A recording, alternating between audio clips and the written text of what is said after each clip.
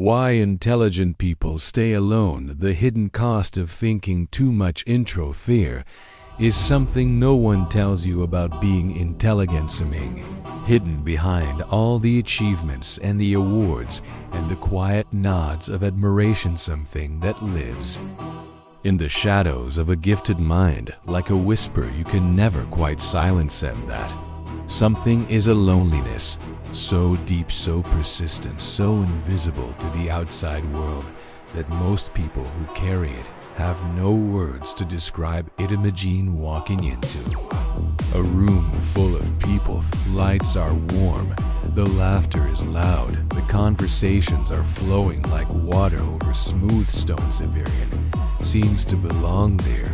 Ivorian seems to know exactly what to say and when to say it, but then there is jousting at the edge of it all, not because you are afraid, not because you are unfriendly or cold or broken in some way, but because something inside your mind is already doing something no one else in that room is doing. You are watching, you are listening, not just to the words, but to the spaces between the words. You are noticing the way that person across the room smiled just a little too quickly. You are wondering what the conversation beneath the conversation really means while everyone else is living inside the moment. You are somewhere above it, observing it, analyzing it, questioning it. And in that very act of observation, you have already separated yourself from everyone around you, by choice, not by arrogance, but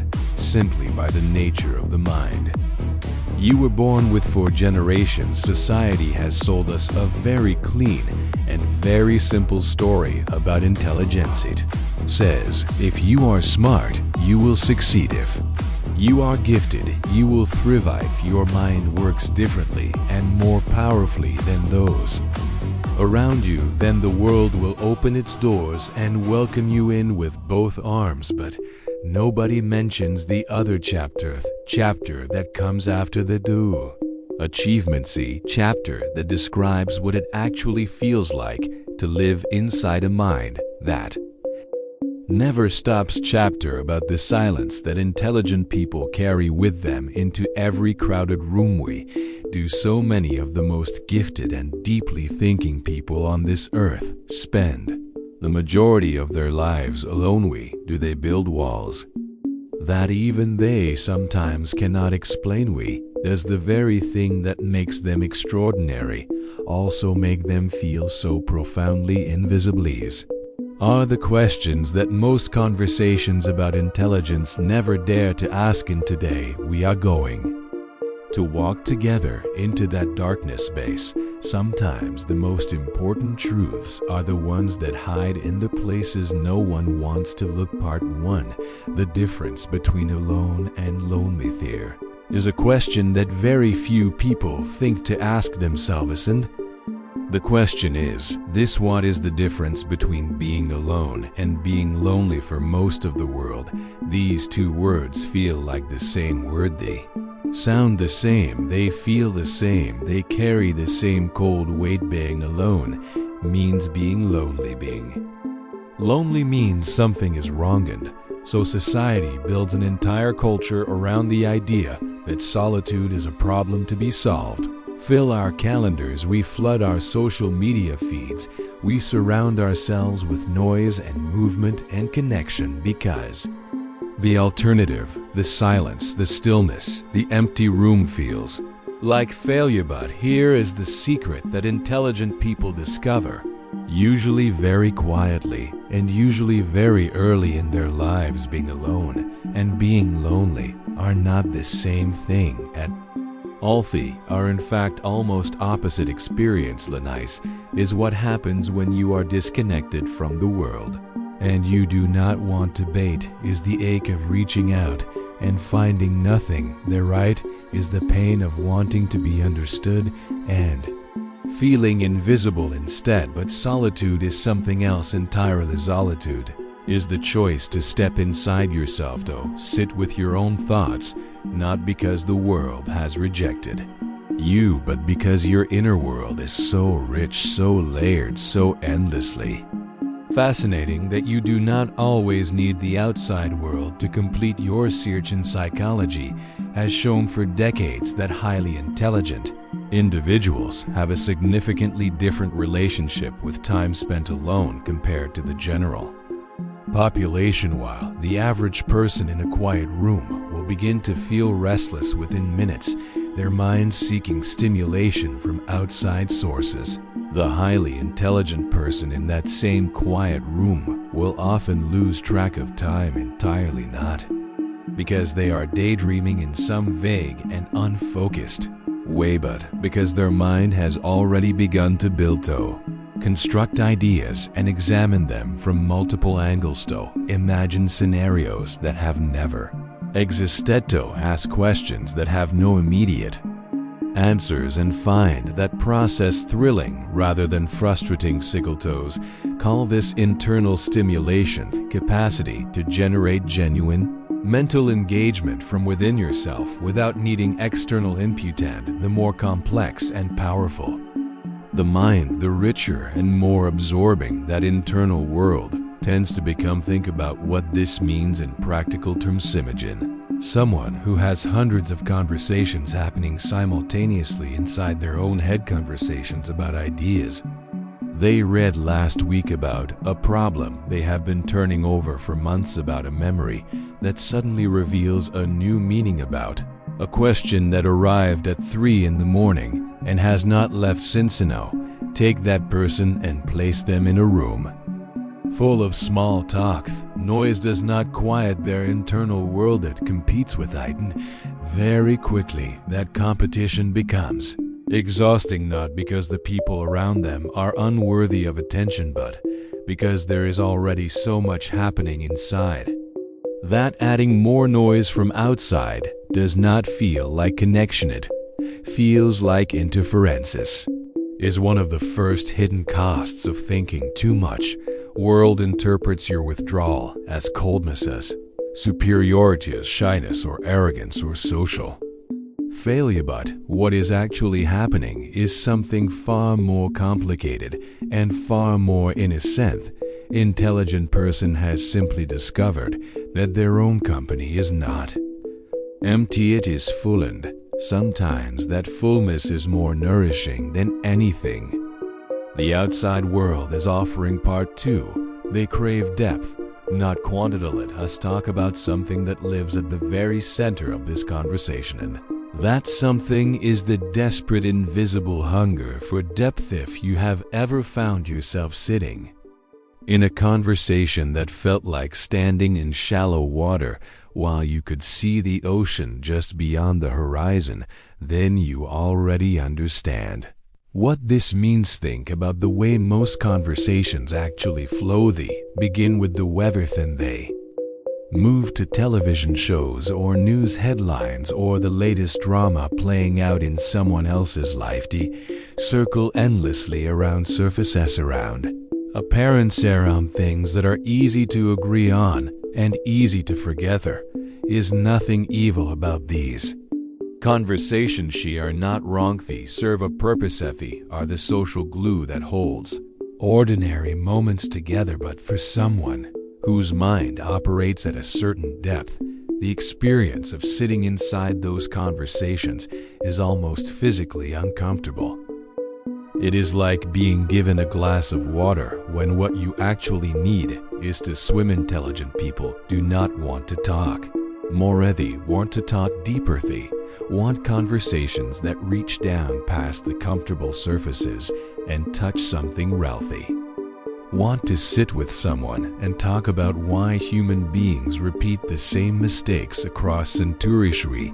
Love is so consistently misunderstood. What consciousness actually is, and whether any of us will ever truly understand it. We certain pieces of music make you feel something you have no words for. Whether the choices that shape our lives are truly our own, these are not conversations that happen at parties. These are not conversations that happen in offices or on social media or in the daily traffic of ordinary life, and because they are rare, they become precious, and because they are precious, their absence becomes painful. This is one of the cruelest ironies of high intelligence. Of same mind that can hold entire universes of thought is also the mind that feels most acutely the poverty of conversations that never leave the surface. Imagine walking through a city where every restaurant serves food you cannot eat. You are surrounded by options. The streets are full of cafes and diners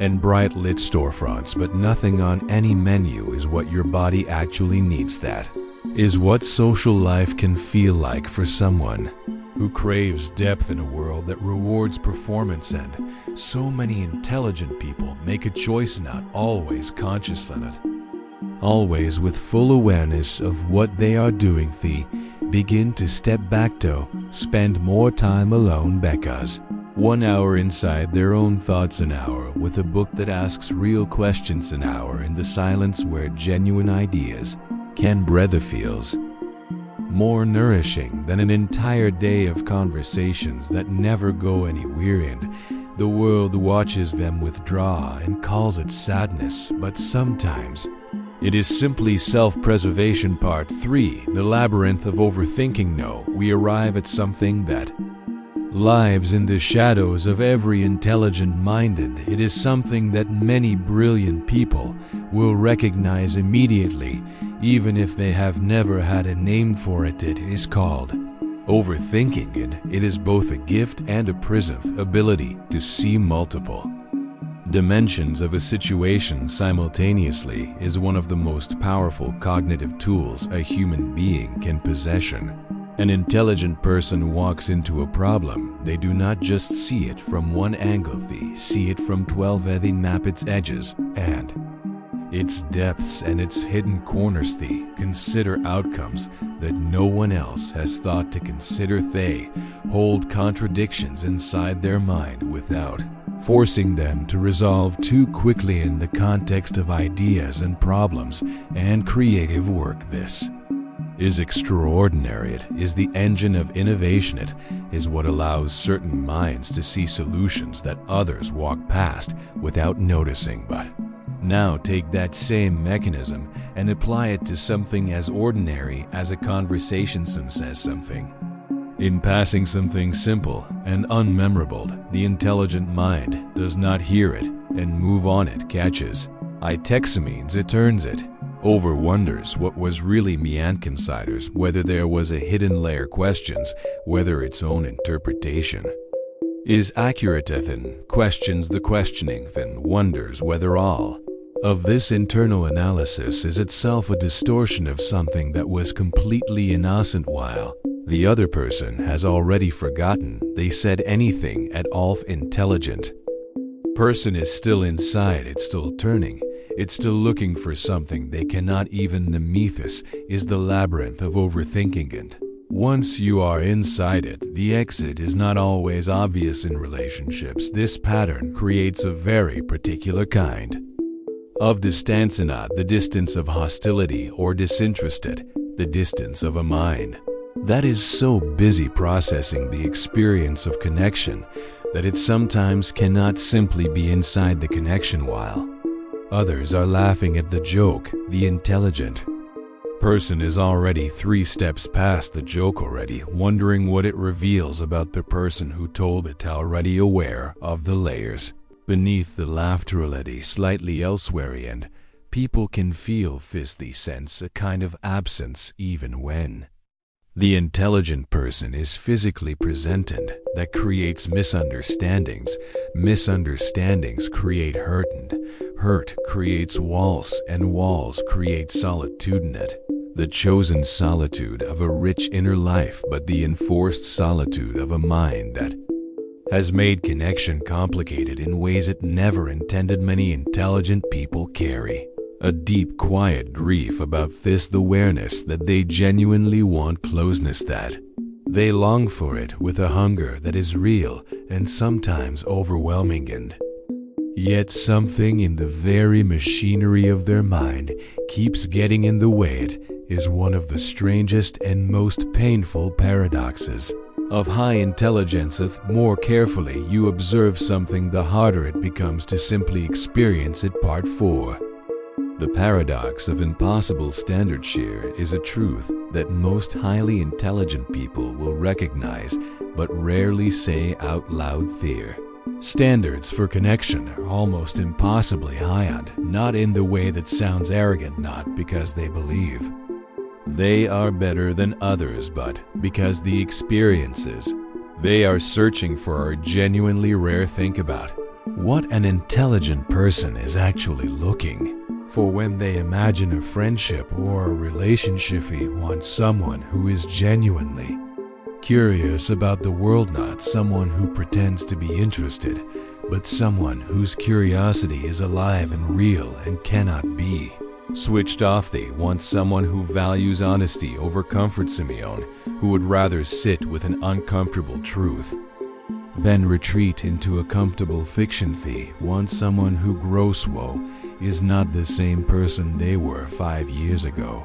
and is not afraid of the discomfort that growth requires. They want someone who can tolerate complexity, who does not need every question to have an answer or every conversation to arrive at a neat conclusion. They want someone who sees them, not the performance of them, not the version of them that is easy to understand, but the full, strange, contradictory, real version, and they are willing to offer the same in return. This are not unreasonable things to want. They are not the fantasies of someone who has watched too many films and built impossible expectations. She are the requirements of a mind that has already tasted depth and knows it cannot be satisfied by anything less. But here is the paradox. The more specifically you know what you need, the smaller the field of people who can provide it becomes, and the smaller the field becomes, the more time you spend alone,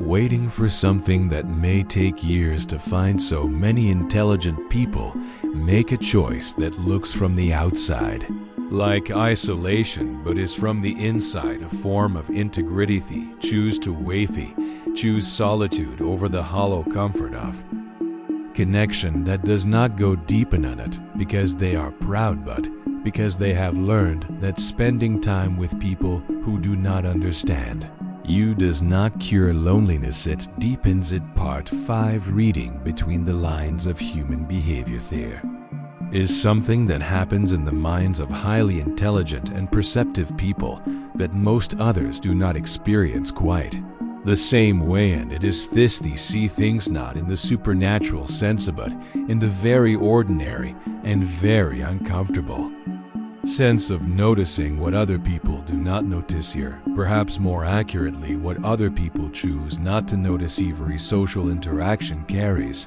two conversations, one that is spoken out loud and the one that moves beneath it, one made of words and the one made of timing and tone, and the things that are never said. Most people are engaged fully in the surface conversation. They hear the words, they respond to the words, they take the words more or less at face value, but a highly perceptive mind is always listening to both conversations simultaneously. It notices when someone's words and body language are telling different stories. It picks up on the microsecond hesitation before a particular answer. It registers the way a certain topic is avoided without anyone acknowledging that it is being avoided. It detects the performance beneath the honesty, the agenda beneath the generosity, fear beneath the confidence, and once you begin to see these things, you cannot unsee them. This is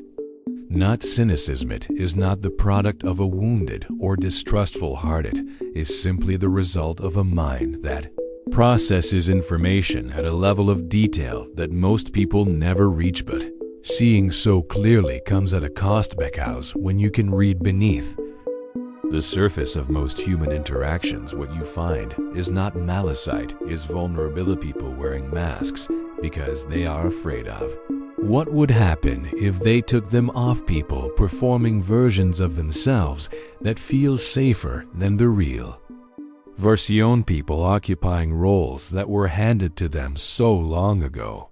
They have forgotten they were ever separate from those roles, and the intelligent observer understands all of this, understands it with compassion, but still finds it difficult to fully immerse themselves in a world where so much of what is presented is not quite healthy. Gravitate toward environments and people where the masks come off, where the performance stops, where something genuine can actually happen in those environments. And so once again the intelligent person finds themselves alone, abandoned, rejected, just waiting for something true. Part 6. The Science of Solitude. Let us step now into the world of research and neuroscience and look at what science actually tells us about the relationship between intelligence and solitude. This is not just philosophy or poetry. There is real and fascinating evidence hiding in the data. Studies in evolutionary psychology have produced some genuinely surprising results when looking at how intelligence relates to social satisfaction. Researchers found something that at first seems counterintuitive. The majority of people higher population density in their immediate area correlates with higher life satisfaction. More people nearby means more social interaction, and more social interaction tends to mean greater happiness. But for individuals with significantly higher intelligence, this relationship inversely intelligent people actually report lower life satisfaction in densely populated and socially active environments, and higher life satisfaction when they spend more time alone. This seems strange until you begin to understand the evolutionary logic that the researchers proposed. They suggested that intelligent individuals are more capable of adapting to their environment without requiring the same level of social cooperation that less cognitively powerful individuals depend on. In other words, a highly intelligent person can navigate complex challenges and pursue meaningful goals with less direct social support, and therefore the constant presence of others, which evolution designed to be a comfort and a resource, begins to feel more like a distraction than a gift. There is also fascinating research into what neuroscientists call the default mode network. This is the collection of brain regions that become most active not when you are focused on a specific task, but when your mind is left to wander freely, when you are daydreaming, when you are reflecting on your own experience, when you are imagining scenarios that do not currently exist, when you are in that quiet in-between state that so many people try to fill with noise because they find the emptiness uncomfortable. Research has shown that highly creative and highly intelligent individuals tend to have a more active and more richly connected default mode network, meaning that when they are doing nothing in particular, their brains are often doing some of their most sophisticated work, solving problems without being consciously directed towards them, making connections between ideas that seem unrelated on the surface but share deep structural similarities, beneath exploring possibilities that have not yet been asked.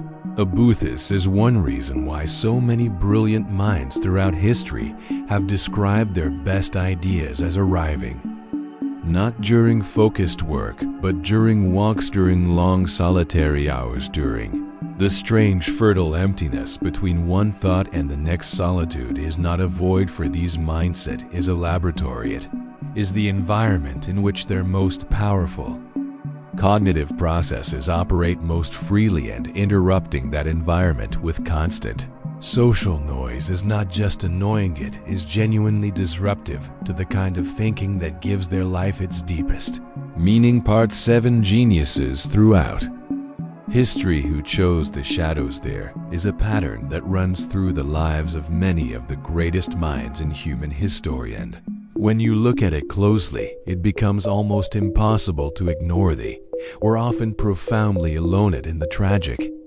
sense of abandonment in the deliberate and sometimes fierce sense of choosing solitude as a necessary condition of their work and their thought. Newton spent years in almost complete social isolation during his most productive period emerging, with discoveries that rewrote the foundations of physics, mathematics, and astronomy.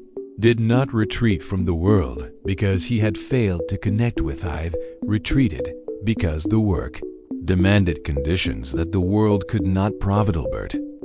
Einstein spoke often and with great feeling about the importance of solitude in his intellectual life. He described the need to withdraw from the noise of ordinary social existence in order to think the kinds of thoughts that changed everything.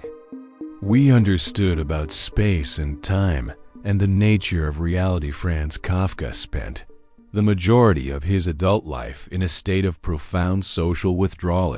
Relationships were tortured, and his ability to fully inhabit normal social existence was painfully limited. But inside that withdrawal, he created work that has outlasted almost everything written by his more socially successful contemporary Nikola Tesla, who gave the modern world alternating current and much of the framework of electrical engineering. Was known for long periods of almost monastic isolation, found the presence of other people not just distracting but genuinely draining in a way that interfered with the deep internal processing his work required. Emily Dickinson barely left her room for the last decades of her life, and in that room she wrote nearly 1,800 poems that together constitute one of the most extraordinary interior explorations in the history of literature. These are not cautionary tales. These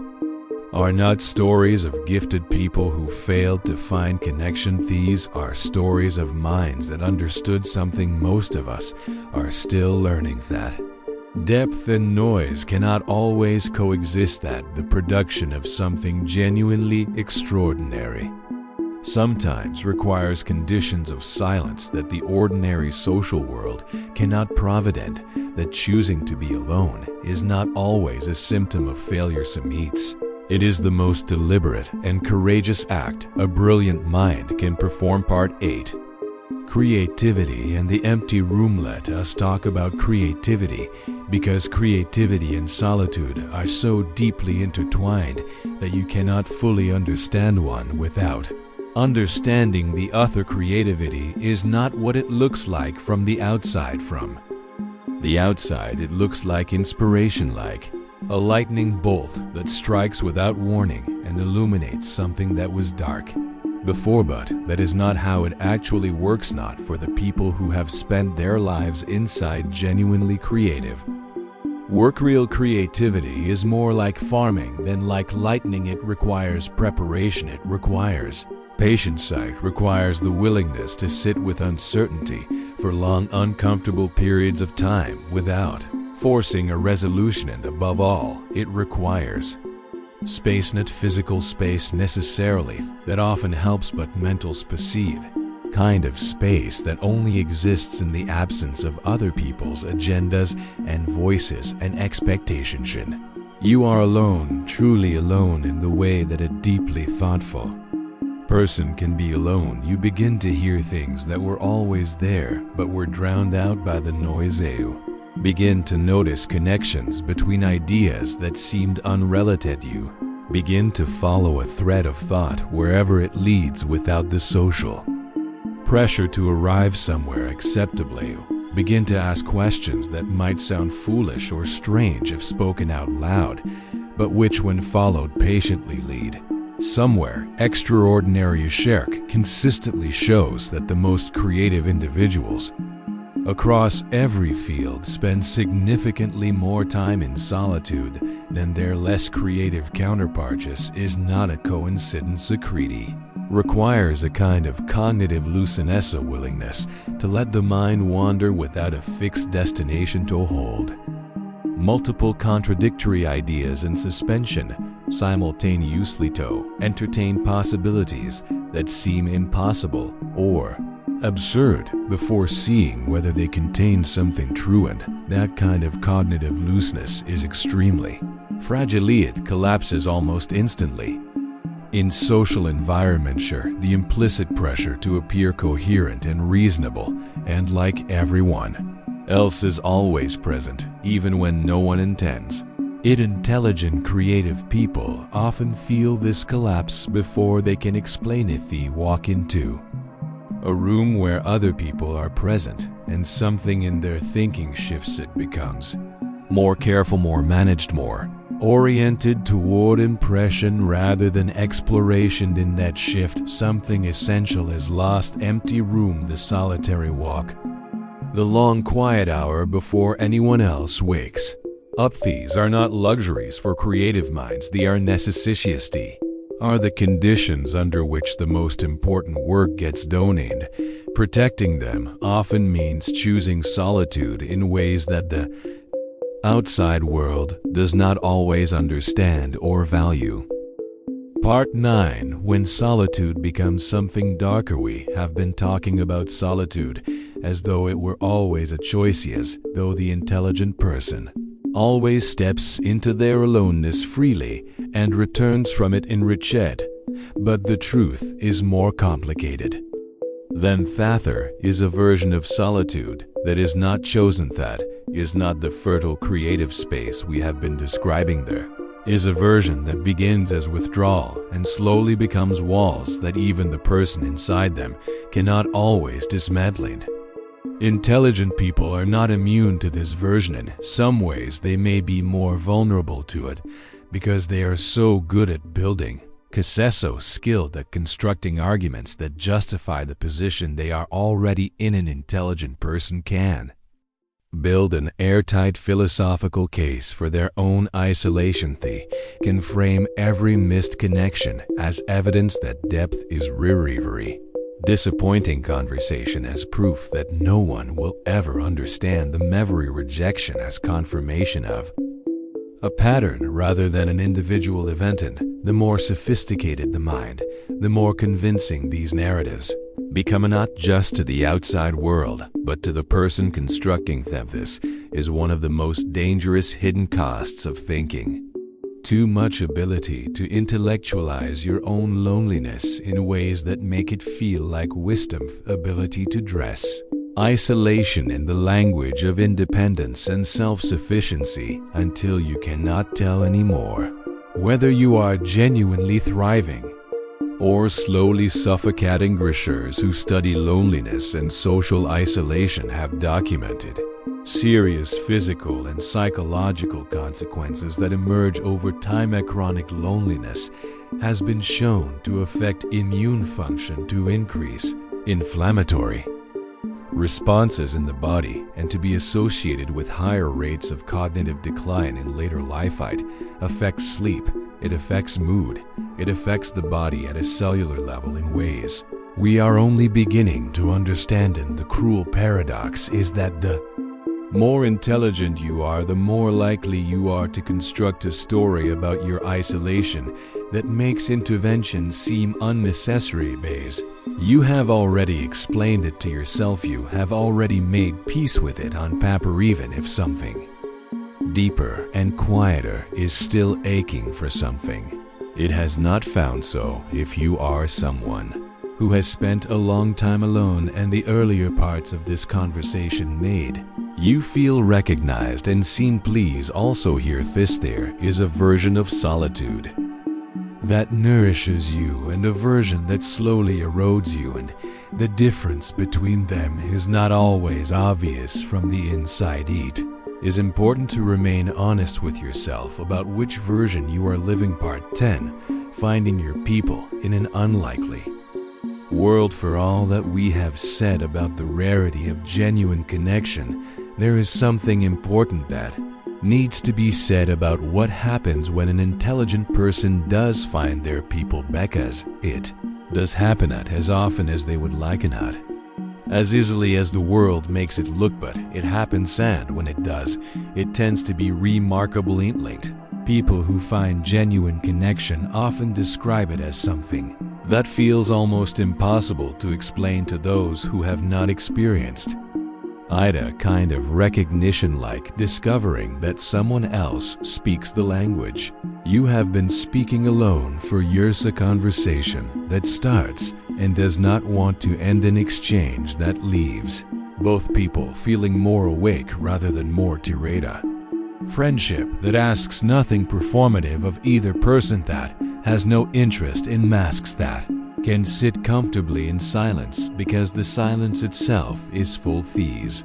Connections tend to be fewer in number, but extraordinary in depth. Intelligent person does not need a crowd, they need one or two people who truly see them on, or two friendships that go deep enough to actually mean something, and the journey to finding those people often requires exactly the kind of patience and willingness to remain alone that we have been describing. Finding communities built around genuine shared interest rather than shared circumstance tends to help people who come together because they care deeply about the same ideas or questions or creative pursuits, rather than because they happen to live near each other or work in the same building. These communities tend to have a different quality of conversation, a different tolerance for depth and strangeness, and the kinds of questions that do not have easy answers. The most important thing that intelligent people can do in their search for connection is resist the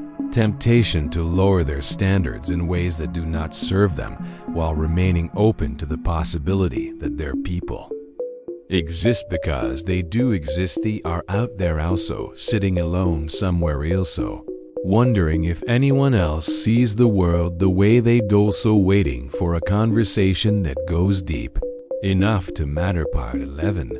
The difference between wisdom and hiding. We arrive now at one of the most important distinctions in this entire conversation: difference between wisdom and hiding. Because from the outside they can look identical, and even from the inside they can be difficult to tell apart. Wisdom chooses solitude because it has learned what it needs. It has learned that certain environments are not where its best thinking happens. It has learned that certain conversations leave it feeling empty rather than full. It has learned that the quality of its inner life depends on protecting certain conditions, and that those conditions require time alone.